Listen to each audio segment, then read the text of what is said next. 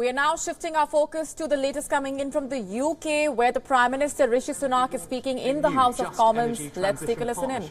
With Indonesia, which will unlock billions in private finance for new green energy infrastructure.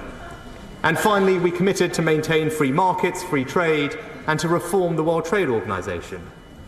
Mr. Speaker, yesterday I held my first meeting with President Biden.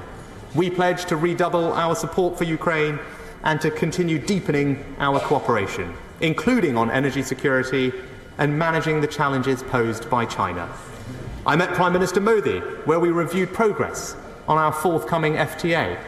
I discussed our extension to the CPTPP with the Prime Ministers of Japan, Canada and Australia, and I met with almost every other leader at the summit with the exception of Russia. In each of these discussions, there was a shared determination to restore stability, deliver long-term growth and drive a better future.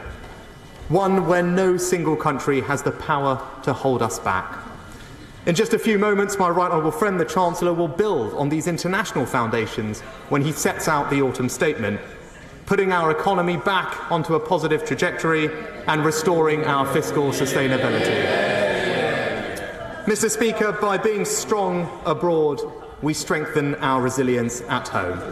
So we will continue to support Ukraine. We will continue to stand up for the rule of law and the fundamental principles of sovereignty and self-determination.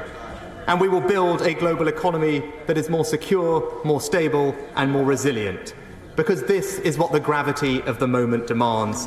And this is how we will ensure that our country emerges from this crisis stronger than it was before. And I commend this statement to the House. I now call the Leader of the Opposition, Keir Starmer. Thank you, Mr. Speaker. I'd like to thank the Prime Minister for an advance copy of his statement.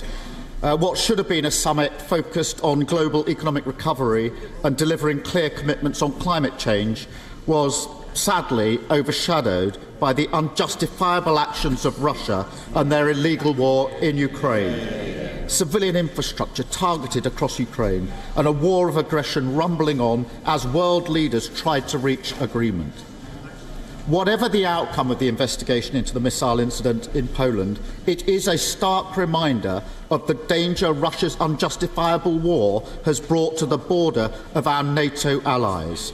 We must remain vigilant and united in our opposition to this pointless and brutal conflict. And as I've said many times from this dispatch box, and to the Prime Minister personally, whatever other differences we may have across this House, and there are many, when it comes to the defence of Ukraine, we stand as one.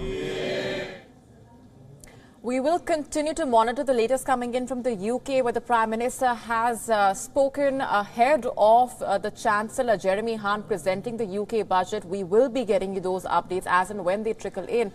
WION now available in your country. Download the app now. Get all the news on the move.